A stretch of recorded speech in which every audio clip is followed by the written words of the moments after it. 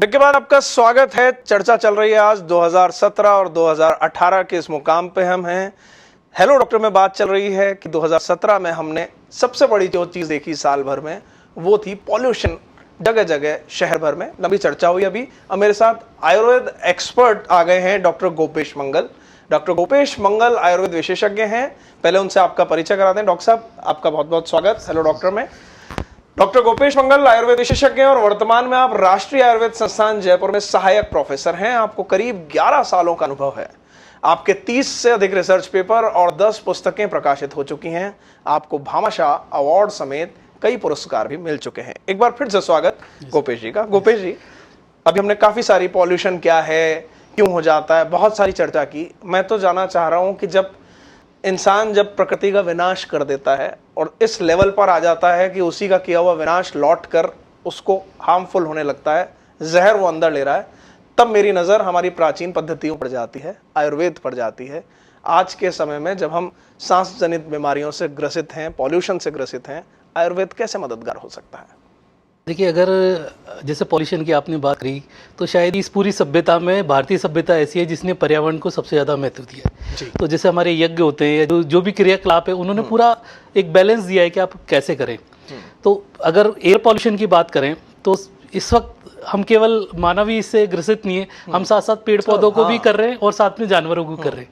तो हम टोटली पूरी अर्थ को डिस्ट्रॉय करने हैं और अल्टीमेटली हमारे ऊपर आने, हर सजीव चीज तो प्रभावित हो रही है। तो जैसे एयर पॉल्यूशन में बहुत ज्यादा स्मोक होगी तो स्मोक से भी जो सनलाइट आनी चाहिए तो प्लांट्स को फोटोसिंथेसिस नहीं होगा। और सेम जो हमें सांस लेने में दिक्कत है वही जानवरों को होती है। अल्टीमेटली हम तीनों ही प्रॉब्लम में हैं। और इसके लिए आयुर्वेद में पहले से बताया गया है और एक स्पेसिफिक चैप्टर भी आयुर्वेद चरक संहिता में जनपदोध्वंस, वो स्पेशली है कि अगर आप गलत कृत्य करोगे तो आपको इस तरह की एपेटिक डिजीज होने के चांसेस है। तो उसके बचाव में ये है कि आप समय समय पर बॉडी को डिटॉक्सिफाई करते रहें और यज्ञ जैसे जो है उनको आप करें डेली रूप में। और इसमें तुलसी जैसे हमारे जो है ना, तुलसी का भी इसलिए घर में क्यों करना चाहिए, तो ऑटोमेटिक आपके एयर फिल्टर है एक तरीके का, तो आपके जितना भी वातावरण है उसको साफ करेगी। इसके अलावा आपके लिए पूरी बॉडी को क्लींजिंग करने में भी हेल्पफुल है, इम्यूनिटी बूस्टर है और जितने भी एंटीबैक्टीरियल प्रॉपर्टी है। तो तुलसी का बहुत इजी प्रयोग कर सकते हैं। या तो हम रात में इसको किसी पानी में 1 गिलास मतलब 1 लीटर पानी में इसको भिगो दें और दिन भर उसका पानी पिएं, या 5-6 पत्ती उसको भी ले सकते हैं। और अगर एयर पॉल्यूशन बहुत ज़्यादा हो और स्किन तक आ रहा हो तो नीम इसमें बेस्ट है। तो नीम सर्वसुलभ है, कहीं भी मिल सकता है, तो उसका हम काढ़ा बना सकते हैं नीम का, उससे हम शरीर को नहा सकते हैं या गरारे करने में भी यूज़ कर सकते हैं। अच्छा, नीम का गरारे में यूज़ लिया जा सकता है? हाँ, नीम को हम, नीम एक मल्टीपर्पज़ है। और ये एक ऐसी चीज़ है कि आयुर्वेद में जो लिखा है वो आज भी हम रिसर्च भी नहीं कर सकते, क्योंकि हर एक जगह का उसमें अलग अलग विधान है। अगर आप नीम की पत्ती खाएंगे तो उसके इफेक्ट्स अलग हैं, उसके जब अगर बार्क यूज़ करेंगे तो उसका इफेक्ट अलग है, रूट का इफेक्ट अलग है, काढ़े का इफेक्ट अलग है, उसका पेस्ट का इफेक्ट अलग है। तो अकॉर्डिंग टू जो हमारी प्रॉब्लम है उसके अकॉर्डिंग हम सेलेक्ट कर सकते हैं। इसके अलावा एक जैसे आपने आम घरों में हमें बोला जाता है कि च्यवनप्राश का यूज़ करें जी, तो बेसिकली इम्यूनिटी को और डिटॉक्सिफायर है। तो ये सर्दी का मौसम में ये बेस्ट है। और आंवला रिच होता है, विटामिन सी रिच है, वो अपने आप ही एक आपकी बॉडी को इम्यूनिटी डेवलप करेगा। तो ऐसे काफ़ी सारी छोटी छोटी चीज़ आयुर्वेद में वर्णित है जिनको हम यूज़ करके हम इजीली बच सकते हैं जी। पूरी दुनिया ही इस वक्त परेशान है, इस ग्लोबल वार्मिंग से परेशान है, पॉल्यूशन से परेशान है। बहुत से देशों में इस पर काम चल रहा है। आप जैसे आपके यहाँ आयुर्वेद संस्थान जो है, लगातार बहुत मरीज वहाँ आते हैं, जिस विंग को आप देखते हैं डॉक्टर साहब, तो ये पॉल्यूशन से ग्रसित कितने मरीजों की संख्या कैसे पिछले सालों में बढ़ रही है, इस पे भी चर्चा मैं करना चाह रहा हूँ।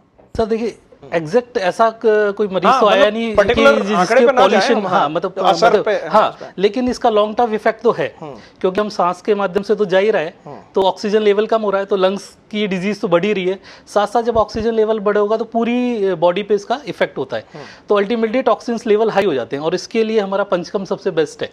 तो अगर पॉल्यूशन की वजह से टॉक्सिन्स लेवल अगर बॉडी में हाई है तो हम उसके लिए फिर हम 2 प्रकार की हमारी क्रिया है जो बहुत ही इंपॉर्टेंट है। एक वमन, जिसमें हम वॉमिटिंग कराते हैं, upper part of the cleansing है बॉडी, और एक है विरेचन, उसके हम घी पिला के और पूरी इंटेस्टाइनिंग क्लींजिंग करते हैं। और अगर 2 से मन है तो कफ और पित्त दोष से इसका रिलेशन है। तो एक कंप्लीट डिटॉक्सिफिकेशन हम करना चाहिए अगर वैसे है डिजीज बेस हो रहा है। और अगर ऋतु बेस भी हम हर आदमी को करना चाहिए, जैसा आयुर्वेद सजेस्ट करता है कि अगर शरद ऋतु है तो आप विरेचन कराएं, अगर आप बसंत आएगी तो सभी से निवेदन है कि वो वमन कराएं, ताकि उनके जितने भी लंग्स से रिलेटेड जितनी भी प्रॉब्लम्स है उसमें काफ़ी फायदा मिलेगा। एलर्जी रिलेटेड जितनी भी डिसऑर्डर्स हैं उसमें। और पंचकर्म की 2 विधियाँ बहुत ही सिंपल है, वो कहीं भी हो सकती हैं। वो एक है अभ्यंग मालिश, जैसे वो 2 रूटीन्स में है। आप डेली रूटीन्स में भी किसी भी ऑयल को, जैसे तिल्ली का तेल है या कोई स्पेसिफिक ऑयल लेके आप बॉडी मसाज करें, उसके बाद स्टीम लें। तो जब हम अभ्यंग करते हैं, ऑयल लगाते हैं, तो ऑयलेशन से होता है क्या, जो भी जैसे पॉल्यूशन है वो स्किन में डीप एंटर नहीं हो पाता, पहले स्टिक हो जाता है। और जब हम स्वेदन करते हैं तो टॉक्सिन्स हम बाहर निकाल देते हैं। तो दोनों बेटर है उसका। जी अच्छा डॉक्टर साहब, जैसे हम अभी आपने बात की, एलर्जी की बात हुई, ये तमाम रोगों की बात हुई, अचानक से देखने को मिल रहा है बच्चों में ये बहुत जल्दी जल्दी देखने को मिल रहा है कि बहुत एलर्जिक होने लगे हैं, अस्थमा के बहुत पेशेंट होने लगे हैं। तो ये सीधा सीधा ये हमारे ये जो एनवायरनमेंट है इसी का ही असर माना जाए? बिल्कुल एनवायरनमेंट का भी है, और हम जो खान पान कर रहे हैं, हम कई बार कहते हैं कि फ्रूट्स ज़्यादा खाने चाहिए, लेकिन या जो भी ग्रेन्स हैं, लेकिन हम ये बैक उसकी हिस्ट्री भूल जाते हैं। जो हम फ्रूट्स ले रहे हैं, वेजिटेबल ले रहे हैं, वो उसका ओरिजिन क्या है। वो आजकल आप देखिए सारे केमिकल से पक रहे हैं, पहले तोड़ लिए जाते हैं, तो अल्टीमेटली वो पेस्टिसाइड है, हर्बिसाइड जो भी हमारी बॉडी में जा रहे हैं, तो इसके लिए टॉक्सिन्स बढ़ते जा रहे हैं।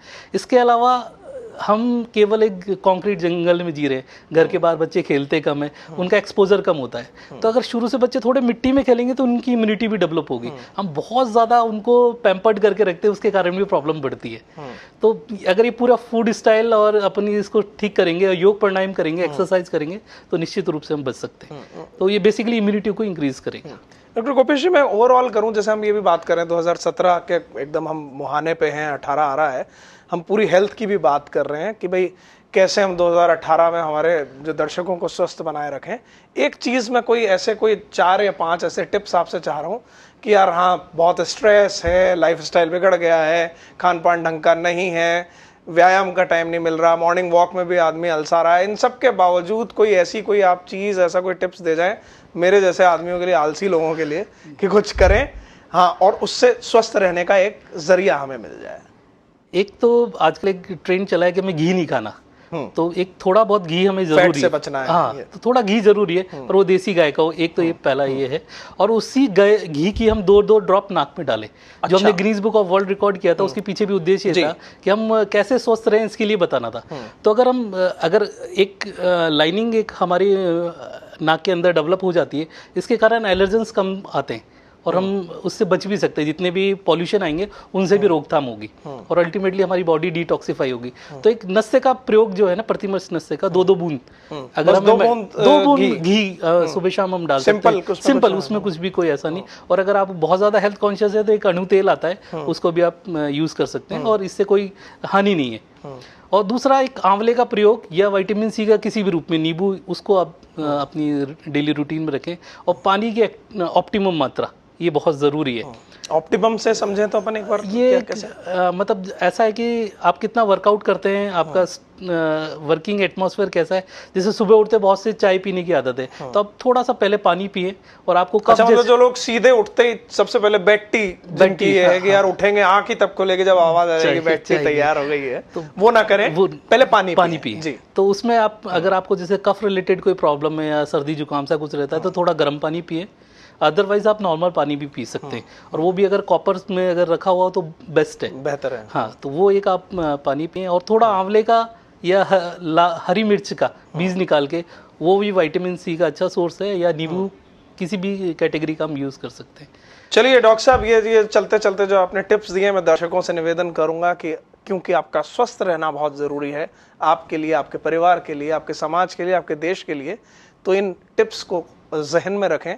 जो भी व्यस्तताएं हैं सबको करें, लाइफस्टाइल जैसी हो गई है उसमें आप कुछ कर नहीं सकते, नोट कमाने की जिजीविषा है, बच्चे पालने हैं, सब कुछ है, तमाम चीज़ों के बीच में अपनी सेहत का ख्याल रखें, ये हम चाहते हैं, डॉक्टर साहब ऐसा चाहते हैं, हम सब ऐसा चाहते हैं। आज के लिए हेलो डॉक्टर में बस इतना ही। डॉक्टर साहब का थैंक्स कहूँगा।